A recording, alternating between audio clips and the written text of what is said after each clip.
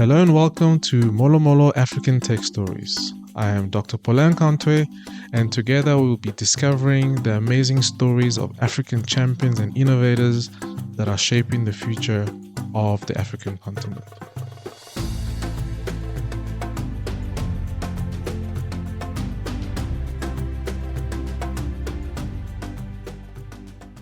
Now, we are traveling to an incredible place today, and it is the land of Ghana. Ghana, otherwise known as the Black Stars, otherwise known or famously known as the Ashanti Kingdom. I'm excited today because it is a place where we is very well known. Ghana, of course, those of you who don't know where Ghana is a West African country very close to the Gulf of Guinea. The Gulf of Guinea is essentially, if you were to draw a map of Africa, it is essentially at the cusp of Africa in terms of the countries. If you think of Nigeria, Cameroon, Gabon, and of course, as you go towards the western side, you will start getting towards Ivory Coast, Ghana, Togo, and so forth. And it is an incredible land. But we'll be traveling at a specific time. And I'm really excited because today is going to be a mix of our passion for aviation and aeronautical engineering, but also an incredible champion. So let's get into the context, shall we? Let's get right into it. By the way, I have before we get into it, since my last episode, which was on Dr. Samira Musa. If you haven't watched it yet, it is now available everywhere on whether it is Spotify or YouTube, depending on whether you're watching this or you're hearing this from any of the audio platforms. It is definitely a story worth listening or watching. But based on the story I have of Dr. Samira Musa, I've got an incredible or interesting, I must say, a bit of a funny story. Not a really incredible for me, but most of you will probably think it's just another story. But ever since we shot the previous episode of Dr. Samira Musa, my son, his name is Samson, he actually got to see the episode. Of course, it's not really for kids, but for sure there's some learnings there for him as well.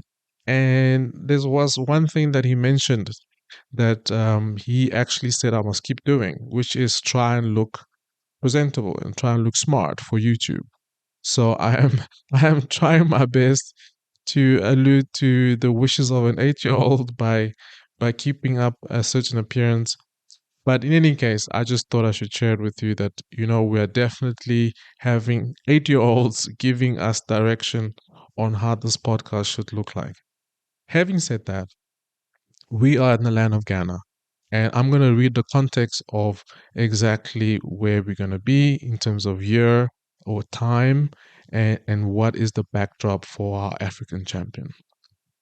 Let's read.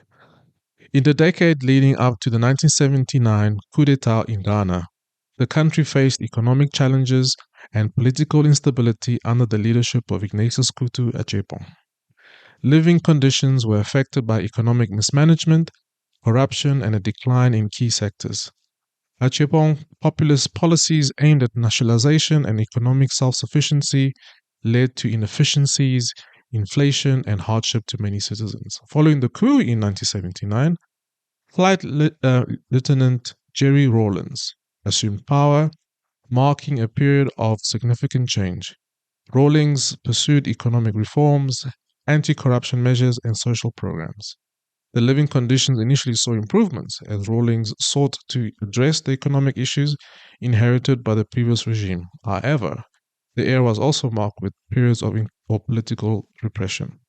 Over the subsequent decade, Ghana experienced economic challenges and adjustment policies. But despite these hardships, Ghana's resilience contributed to a gradual economic recovery in the years following the 1979 coup, setting the stage for the future development and political transitions.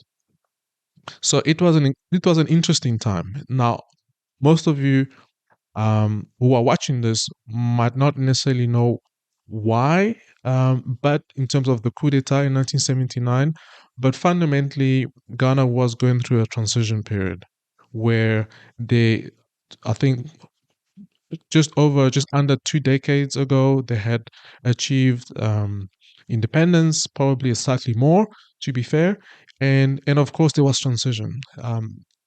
I think last episode we talked about Egypt and Dr. Samira Musa being at a time of independence and reform, and it was the same thing happening here in Ghana.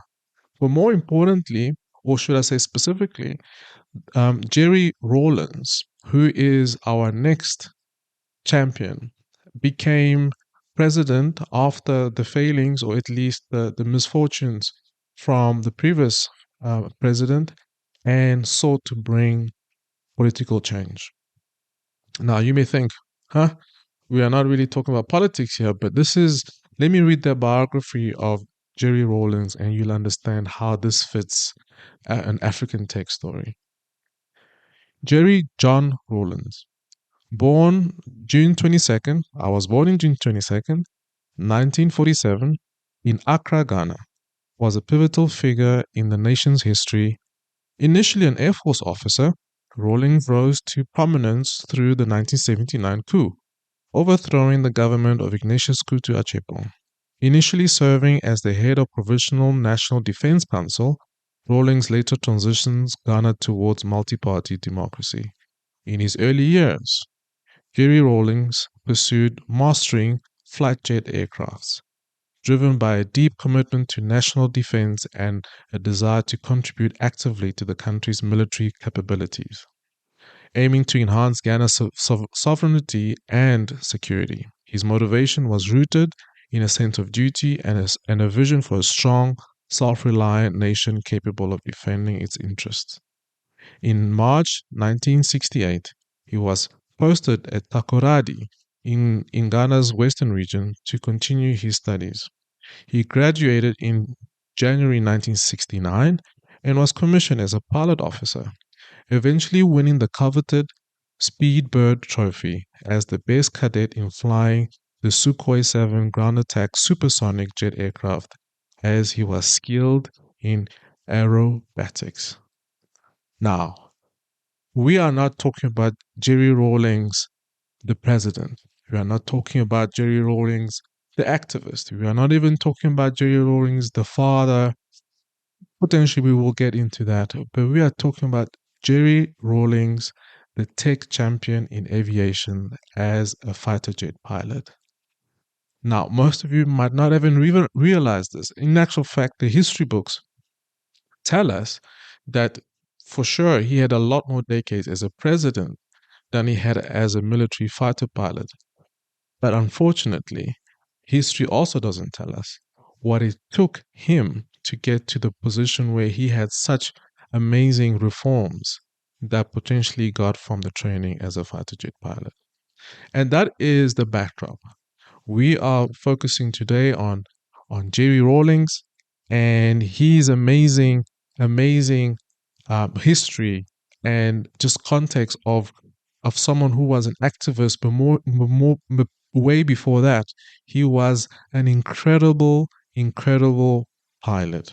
Now, if we were to think about what I just read and the fact that he was a fighter jet pilot, the one thing that comes to mind when I think of a fighter jet pilot and a cadet that won, kind of the best bird trophy and showed acrobatics, I think of a very famous movie and one movie that I hold dear in my heart, and I think of Top Gun. Top Gun, starred by Tom Cruise, what is an incredible movie because it reveals the passions of an individual in terms of the flying machine that is, or at least for that movie, the F-16, but prior to that, of course, the F-14. And that is something that Jerry Rawlings emulated in Ghana in 1979. Now, if you were to think about it, we will go into what the machine means, right? The Sukhoi 7, the Su-7 aircraft, which is a Russian aircraft, which was, of course, given over to Ghana. And there's a lot of political kind of context to why Ghana, who was initially a British colony, got hold of Russian aircraft. But there's a lot of history there. But fundamentally, that's not really the point, because we are talking about how Jerry Rawlings, in his years as a young cadet, became Top Gun. He became the Ghanaian Top Gun who fundamentally had the aspirations to free his nation from mediocrity in terms of political misgivings.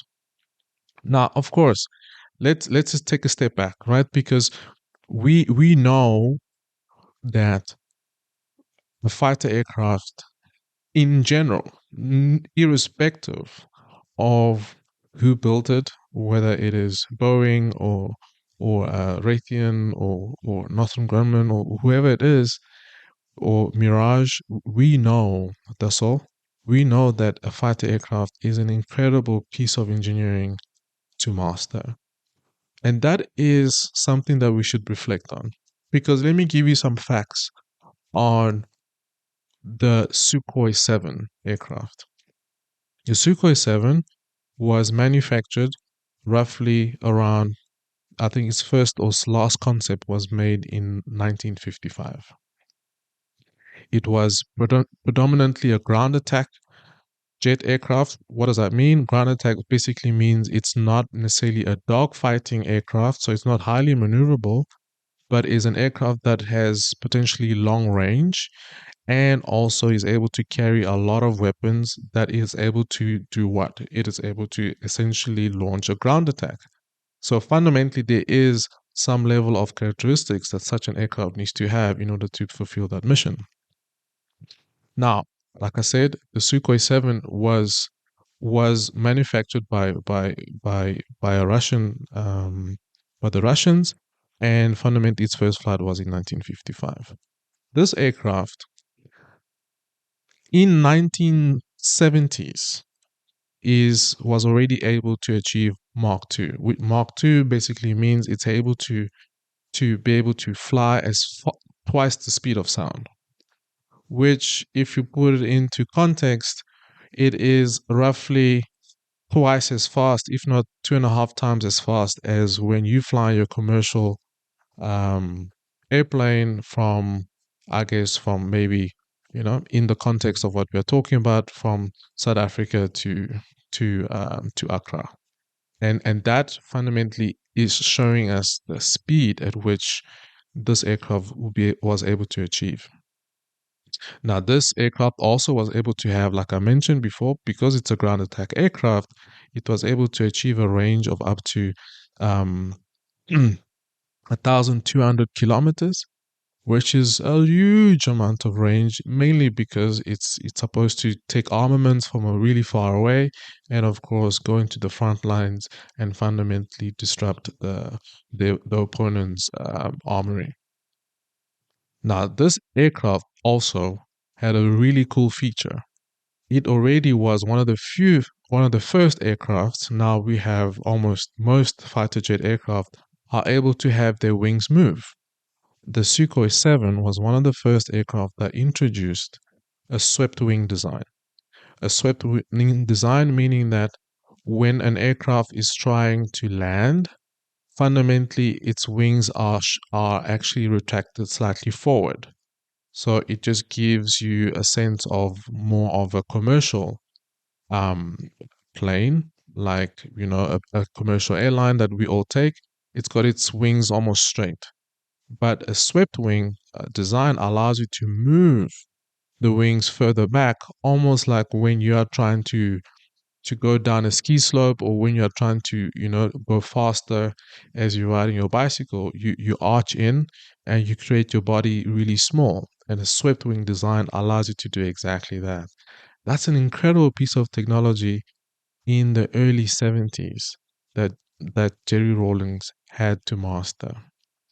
Now, of course, the most fundamental thing about the Sukhoi 7 was it had a single seat.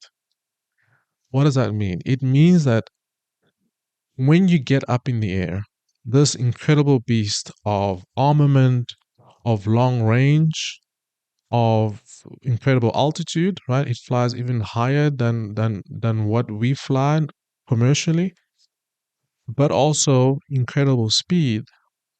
You only had yourself to make decisions, to strategize, to follow the mission, to abort the mission, or fundamentally to forge on.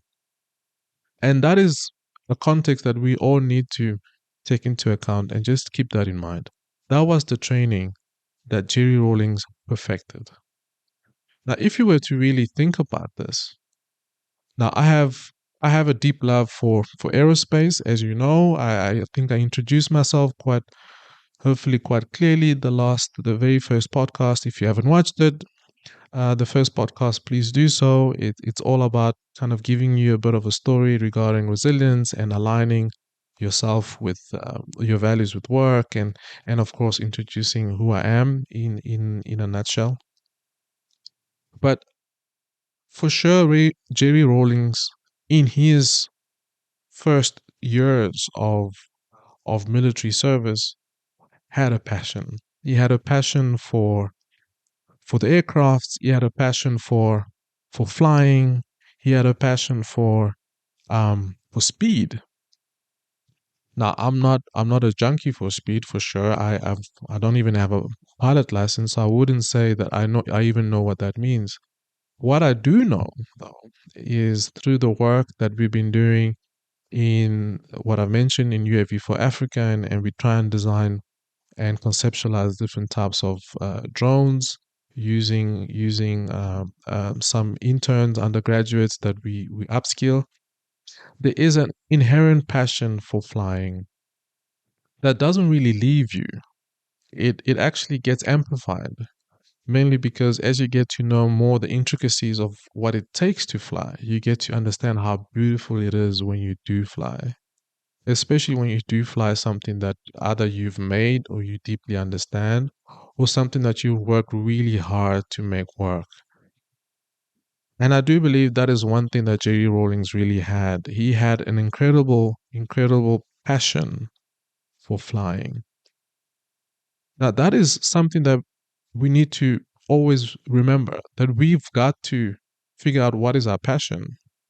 And this person who eventually became president, President Jerry Rawlings, the fourth, I believe, democratic president of Ghana, that's where he started. He started with a passion for flying, a passion for understanding the intricacies of an incredible multi-million dollar aircraft and becoming the best, becoming a top gun, becoming someone who flies and who is able to do acrobatics more than anybody else in the whole country. That is who he was. Now, when you think about what does it take to get to that point, what does it take to figure out how to become the best? What does it take to figure out what type of personality and quality traits do I need to have? It's not about competition, but I do believe it's about bettering yourself every single time, and almost a relentless spirit to really want to explore the unknown, especially when it comes to flying. Because fundamentally, flying is all about exploring the unknown. That's one of the reasons why I am aeronautical engineer and striving to continue in this career, because that is the essential premise that drives most of us who are in this industry, is the passion for discovering the unknown from the skies. Now, if I were to think about some characteristics, personal characteristics and skills of Jerry Rawlings, I would think of someone who had a lot of training. I mean, he was in the military, but not training in terms of being a militant or training. Of course, he had to do that, but specifically for pilot and a pilot to become that good to handle a fighter jet, it was flight training. Now, again, if you haven't watched Top Gun, please do so. I mean, they're not sponsoring this podcast for sure. So this is really purely a personal taste. But what you learn from there and what you learn about flight is that it is not straightforward. It's almost counterintuitive when it comes to learning how to master an aircraft. It is all about learning to understand your fears, learning to understand your limits, learning to understand what it means to push the boundary. When I think about learning about your fears, one of the good places that I always go to is you are at the theme park, right? And there is the biggest ride, the scariest ride. Usually it's the biggest, and it is usually the ones that you have people screaming, ah, like really far away, or someone just really shouting really loudly with high pitched voice. And the first thing you need to be asking yourself is, if I am scared, is it worth conquering my fears? Now, if I were to ask the same thing to my wife, she'd be like, uh-uh. I ain't gonna. This is not a philosophical question for me, my man. You guys go on. I am not gonna join you. Now, one could say maybe she will need to conquer her fears in something less dramatic, but it is an analogy, right? Where you do have a choice. You do have a choice to conquer your fears. You do have a choice to experiment at least once what it means to be completely free of comfort. And that's essentially what flying does. It literally removes you from the comfort of the ground. And of course, most of you have flown an airplane before, but when you're flying, not in an organized manner where you have many other people who are in the same boat in a way, but it's just you. And that's what Jerry Rawling had. It was just him in the aircraft. It was a single seater, like I mentioned. So you're essentially in the air by yourself. You're essentially in the air looking at the navigation system and the communication system and the radar, and whether the fuel tank is healthy and whether the navigation system is healthy. And it's all down to you, but you have to have the awareness and the spatial awareness that this is indeed an environment where your fears have to leave you, your fears have to depart from you, your fears have to indeed help you to just get sharper and not completely crumble. So there was an element of that in his training for sure, but I also do think there was an element of that adaptability, right? He was adaptive. He managed to adapt. He managed to change his understanding of what it means to be the best. He managed to figure out what it means to get to a point where he is able to perform at the highest level. He had to adapt, but he also had to adapt to something even more important. He had to adapt to the fact that while he's while he's getting this passion, while he's really honing in on his skills, while he's really figuring out what it means to grow in his career, right? Because literally he became a lieutenant and fundamentally had the career ahead of him. One could argue a lot of us watching this podcast or listening to this podcast are actually on a career path. But there was one fundamental thing that was missing. The environment around J.A. Rawlings was not right. It was not right. Or at least according to him, it bothered him.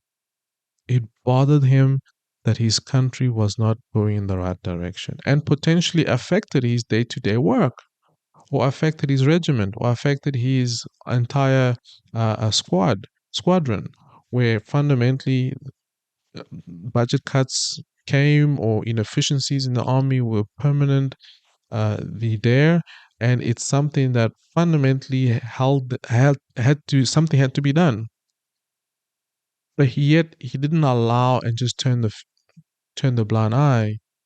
It bothered him, and I do believe there is an element of that we will talk about in terms of self-reflective questions, that we should apply in our lives. But I do think, in my view, there is something that when it comes to flying, that doesn't leave you. And what is that? Flying, or at least building things that fly, you start to have a very good appreciation for how little margin of error do you have. An airplane is almost to almost to the last decimal, if I can put it that way, symmetric. What does symmetric mean? It means that an airplane needs to look exactly the same if you were to cut it in half, whether it's the left part or the right part. And the main reason for that is because if an airplane doesn't look and is not symmetric, it fundamentally degrades how well it will be flying. It fundamentally it prevents it from flying straight for a long time. But more importantly, it fundamentally hampers a person like a fighter jet pilot, if it's a fighter jet plane, from achieving incredible feats of aerobatics because you're always fighting against something that doesn't want to fly straight. But there's also something else there. Oh, there's also an underlying message or underlying principle when it comes to aeroplanes or things that fly, specifically aircraft. I think we can all go into helicopters and other things, but it's not the principle is not the same, at least in my view, because an aeroplane, just like a paper aeroplane, and I'm sure maybe you have done the exercise. If you don't know how to make a paper airplane, I will suggest you Google it, how to make a paper airplane. And one thing that you will learn very, very quickly in what happens when you make a paper airplane is any sort of change or any sort of mistake in you trying to fold nicely the one wing against the other and see that in actual fact it is not the same size, that airplane will fundamentally never fly straight. Doesn't matter how you launch it, doesn't matter you launch it really fast or really slow, that airplane will never fly straight. And that's essentially the principle that an airplane being symmetric requires, and how much a pilot needs to control the airplane if it wasn't symmetric. So there is some element of that when it comes to his mindset of what was happening around him. His mindset about that things were not right, things are not okay. When I fly my plane needs to fly straight. Why isn't my country going straight? Why isn't my country direct? Why isn't my country clear on its objective? Why are the people suffering? Why are we not having economic? I mean, we are independent. We have moved forward. We have moved on from the British. Why are we suffering more than when we were in under a colonial power? That must have been his questions in his mind. And for him, not being able to answer those questions and not be able to have clear self-determination on how to deal with those questions bothered him. What bothers you? What bothers you? And that to the point where whatever that bothers you really causes you to really think about, what should I do about it? What can I do about it? Should I do something about it? Am I even qualified? And oftentimes these are things that cause us to even just stop thinking about it. But fundamentally, Jerry Rawlings was not a politician. He was a Top Gun pilot who became a politician because something bothered him. And the skill set and the background and the flight training and the exercising and the spatial awareness and the continuous improvement to wanting to be better fundamentally fueled his agenda to put put those skills onto the political scene for the betterment not just of himself, of his career, but for the betterment of his people, the Ghanaian people. Wow. Now that is challenging for me because it basically says to me, am I ready to do the same? Am I ready for that sacrifice?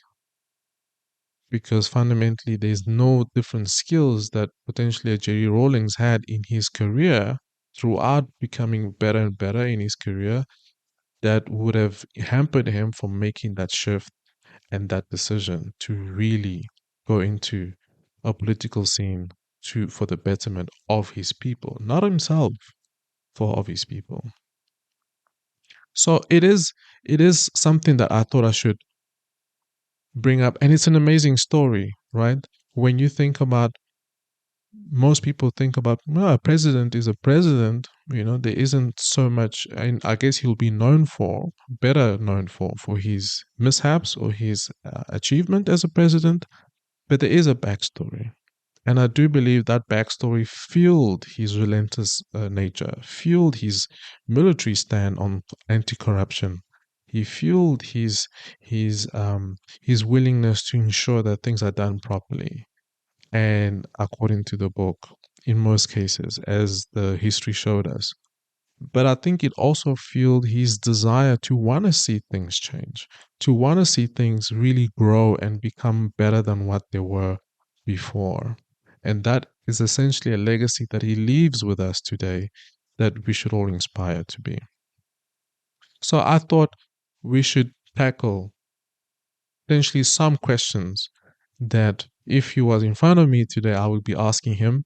Unfortunately, he's no longer with us. So I thought I should have that discussion with myself. And of course, we can really, leave the comments, leave some comments below, and give me your perception of what you think of some of these questions and how you reflect on them.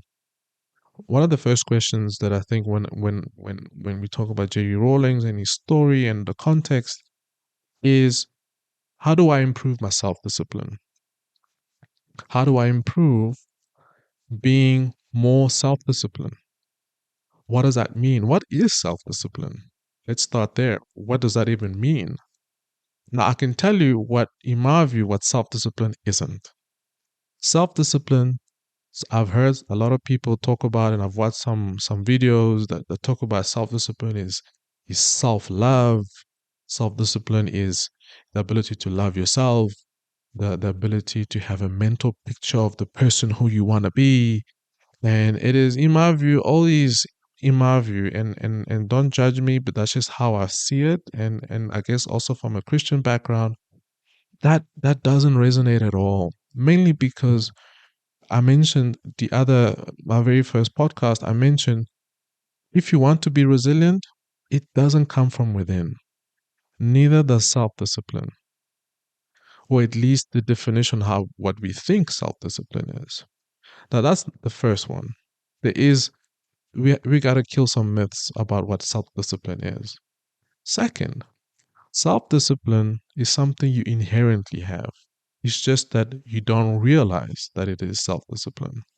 What do I mean by that? And it may sound a bit cliche, but let's just take some time to think about this.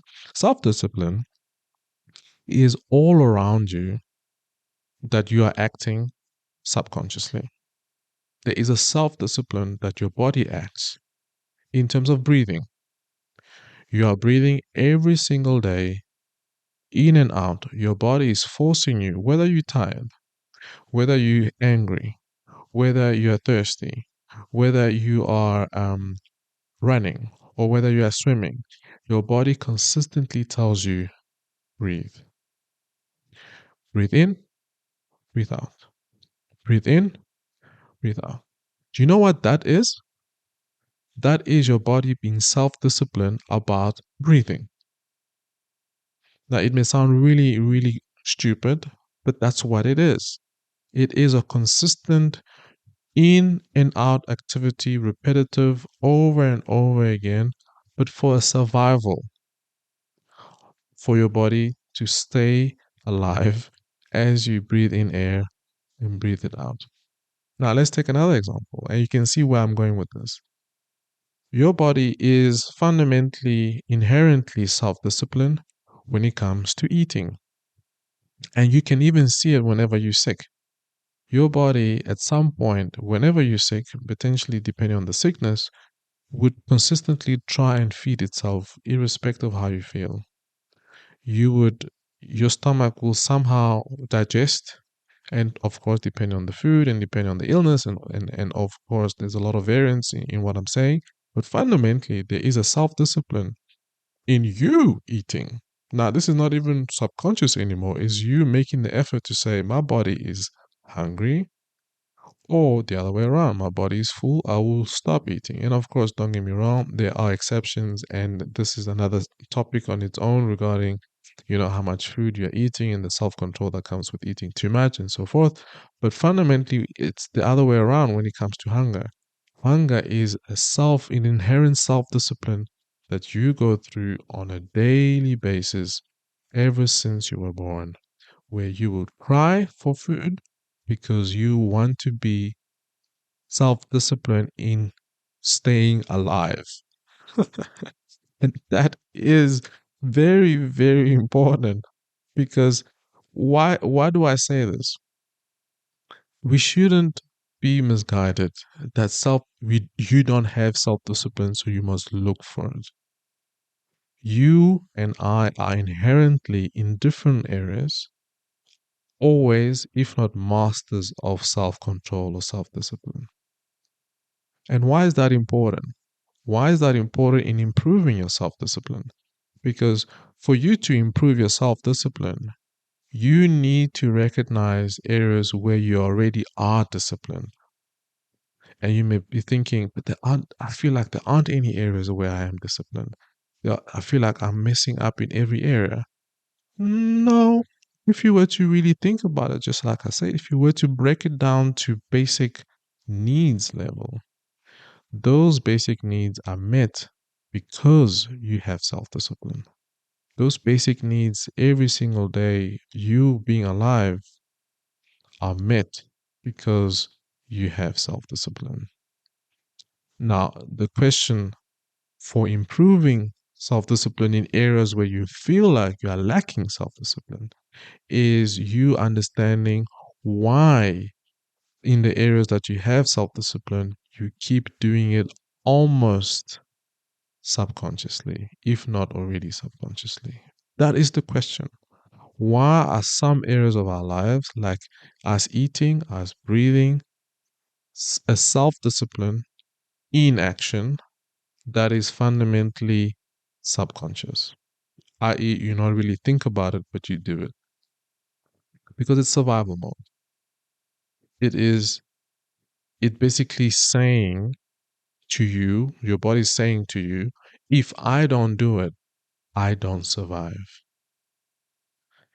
And that is essentially what you need to get into the mindset that what if you want to improve this area of your life to be more self-disciplined, whether it is your school, whether it is your work, and I'm not coming from a place where I am a guru of self-discipline. There are many areas where I feel like I'm still don't have the right level of self-discipline.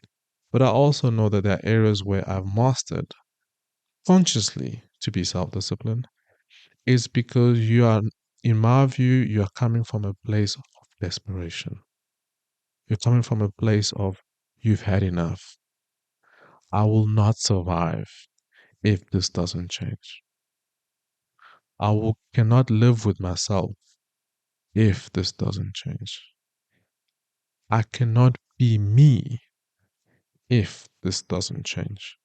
And that is the start of self discipline to the point where it becomes subconscious. The real self discipline is the self discipline that you don't have to think about. The real self discipline is the self discipline that acts on its own because it's driven by some feelings or some mechanism, either mentally or physically, that drives it consistently. Now, you may be thinking, okay, so how do I get to that point?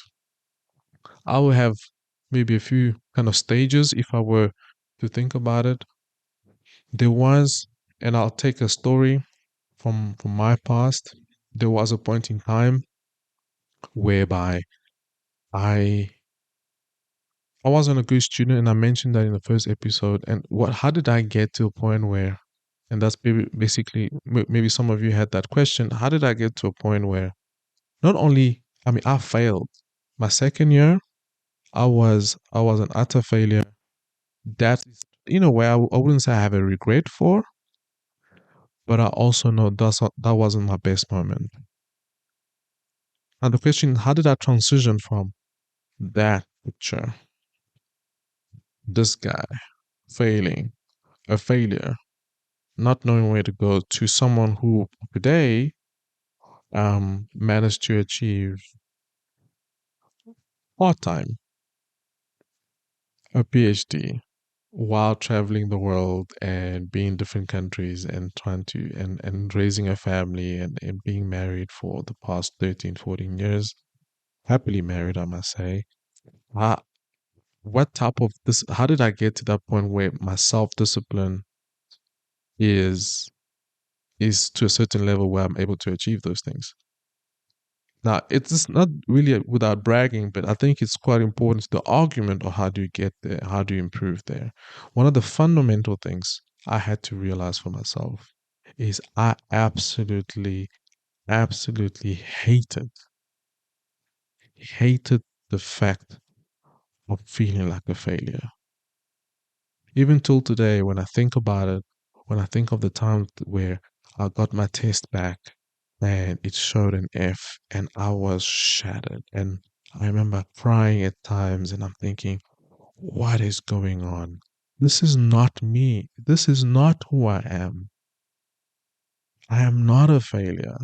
And it goes also hand in hand with the people around you, the people who are surrounding you, your support structure. What do they say about you? Do they prop you up and say, man, this is not who you are?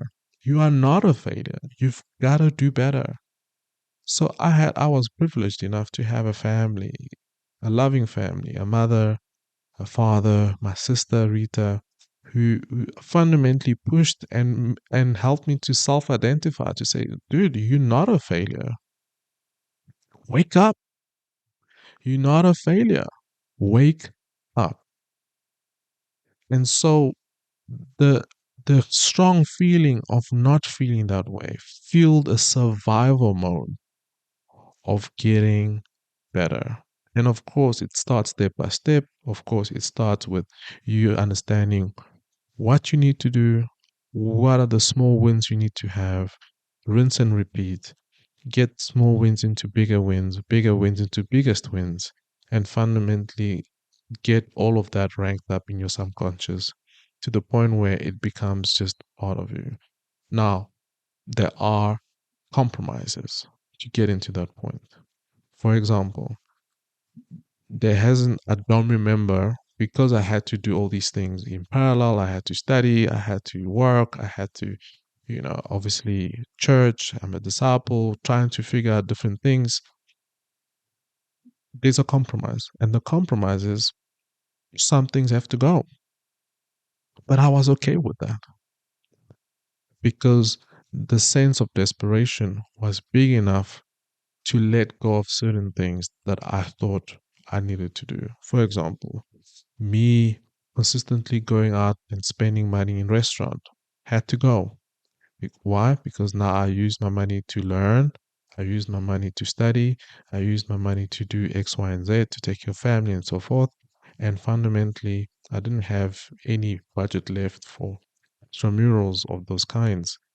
But most probably, most importantly, the one other thing is that the leisures that I used to have, like time for TV games, time for binging and just watching things too late at night or the whole of Saturday and the whole of Sunday, also left for years. I just wasn't, I don't remember the last time I played a TV game, actually. Now I'm confessing. Maybe it's not a good confession, but it is my life. It is what it is. I'm being vulnerable and I'm being open. That's the compromise of self-discipline. That's the compromise of self-discipline to the point where it becomes subconsciously um motivated and fueled. That it's no longer about what I'm trying to improve. It's actually now the question of who am I trying to be? I'm trying to be more like me because more like me is good at X, Y, and Z, is repeatedly able to do X, Y, and Z. That is me. The old me was not me. The me that comes early at things, the me that shows up and is ethical about everything that he does or she does, that is me. Self-discipline fueled by desperation of being your true self. Okay, so that is one question that I think Jerry Rawlings, in my view, consistently had to consistently question himself, and I'm sure was really a master in what it meant to be a self-discipline, especially as a fighter jet pilot. Now, there's another question that I think is pertinent here: is what what is the difference between a job, a career, and a calling? What is the difference between a job, a career, and a calling? Now, you can watch a lot of people on YouTube or wherever and read blog posts about, it goes along the lines of, a job is what you work at McDonald's. It's just a job. You quit. You trade your time for just someone else's happiness, and you're expandable, and it's not really what you want to do, and you're just doing it because that's the last thing on earth that was available, and it's just a job. And then some people will say, okay, a career is fundamentally, being a doctor, and the career of being a doctor is that's the career, right? You are going through steps. You study in medical school, you graduated, you now, in practice, or at least you're in hospital doing your practicals, and then now you are becoming a surgeon, and that's a career as a doctor with some element of jobs in between here and there that you just have to do. And a calling is kind of like the pinnacle, where you could say the job is a calling, and fundamentally you could also say that it is something that allows you to consistently bring um, joy to people around you, and you want to see how you can perform for the people around you, and you have an innate ability to do that, and it is really something that motivates you, and there's little effort in you actually multiplying that effort. I think all of those things are correct, but I do think there's a fundamental difference between the three, and and I do think it has a lot to do with the story today of J.A. Rawlings.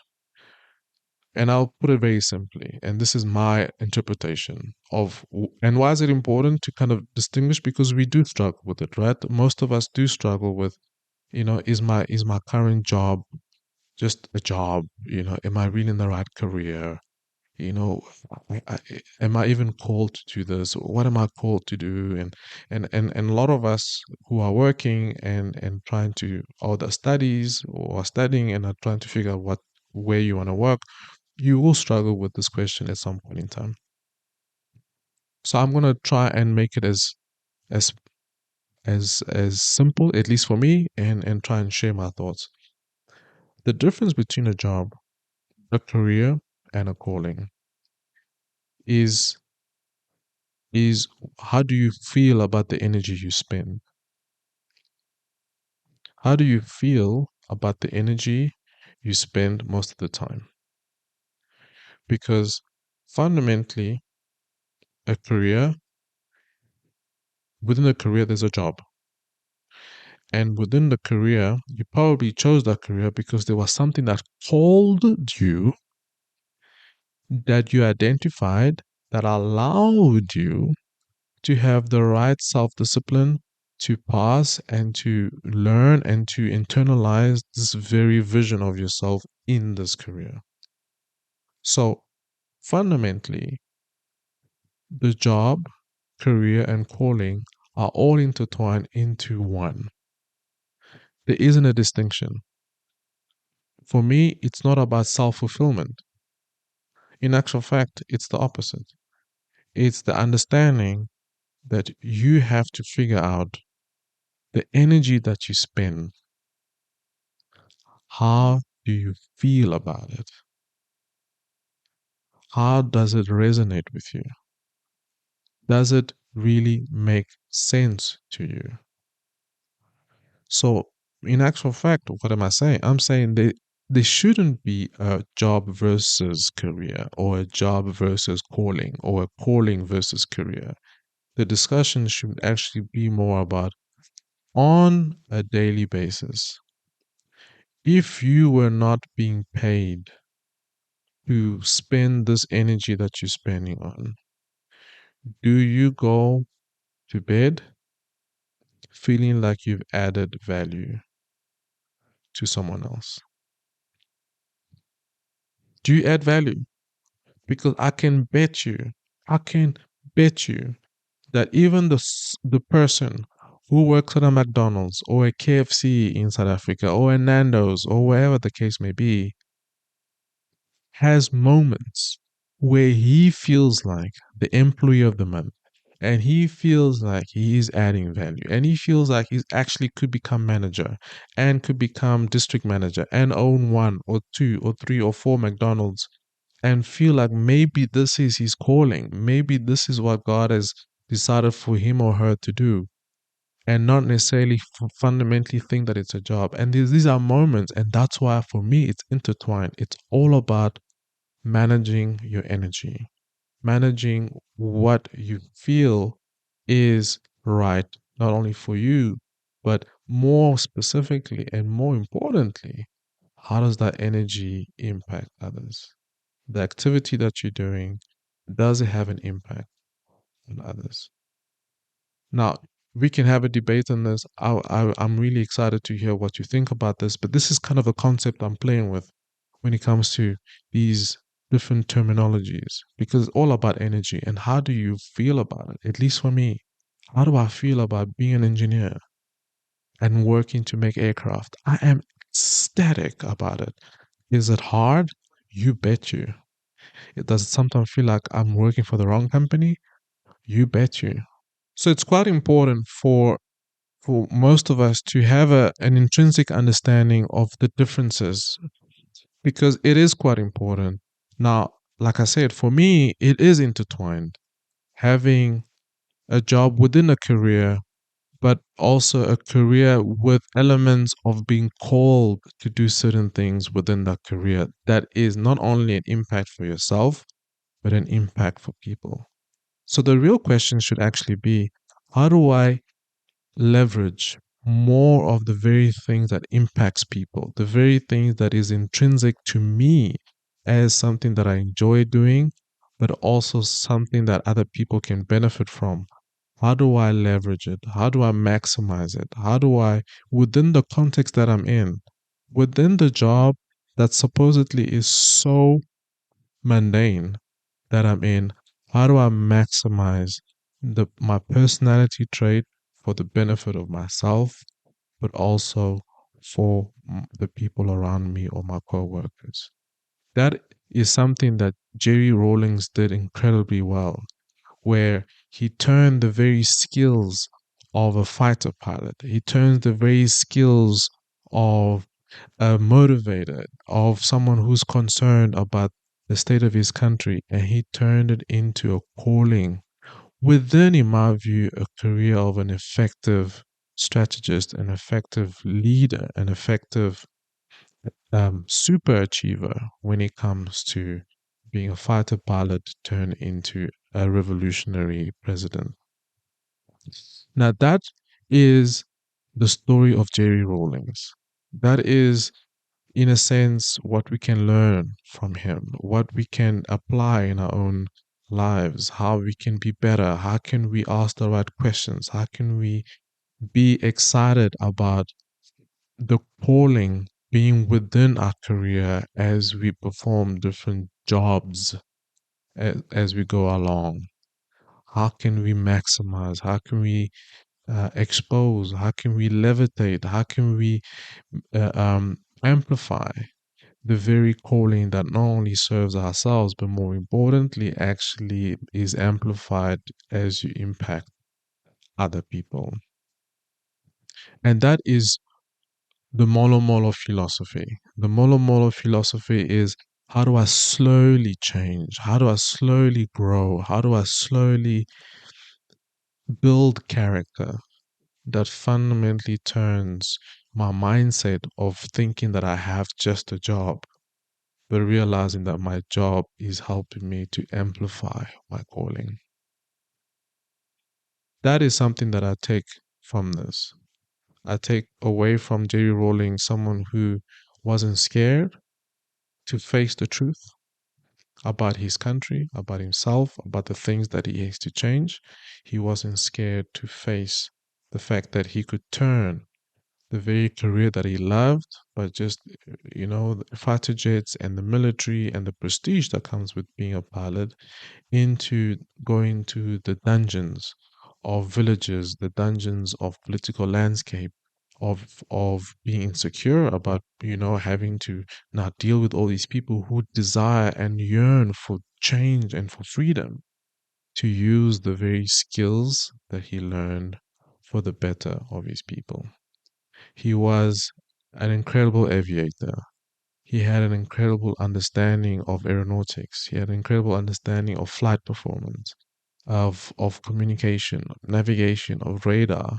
And he used those very things to liberate the Ghanaian people towards economic freedom or economic betterment for all.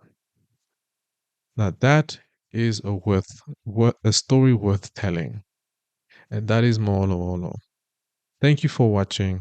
I really appreciate it, of all everybody who's given me great advice for the show. We will continue to try and improve it, make it better. And of course, if you have topics that you think should be worth coming onto the show, please leave it in the comments below. Please don't be shy to subscribe. Wherever it is, in whatever platform, make sure you click the subscribe button and put a like if you indeed found this valuable. This is Molo Molo African Tech Stories, where we discover the incredible stories of African tech champions and innovators that are shaping the African continent. I am Dr. Polan Kantwe, and I'll see you in the next one. Ciao.